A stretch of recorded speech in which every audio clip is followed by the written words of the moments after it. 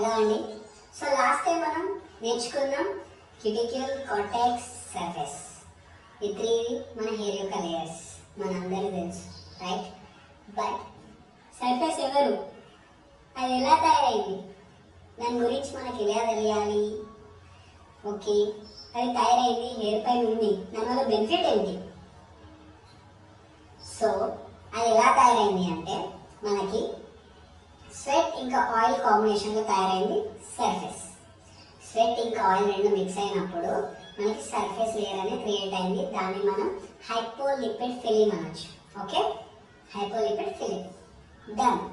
So సరే, దానివల్ల benefit ఏంటిది అంటే, దానివల్ల బెనిఫిట్ ఏంటంటే అది మన హెయిర్ లోపల మాయిశ్చర్ని స్టోర్ చేస్తుంది. ఓకే, మాయిశ్చర్ని స్టోర్ చేస్తూ షైన్ని ప్రొడ్యూస్ చేస్తుంది. ఓకే, హెయిర్ షైన్ అవుతుంది అండ్ హెయిర్ లోపల మాయిశ్చర్ని స్టోర్ చేసుకుంటుంది. సర్ఫేస్ యొక్క జీవిత కారణం ఇదే, అంతే.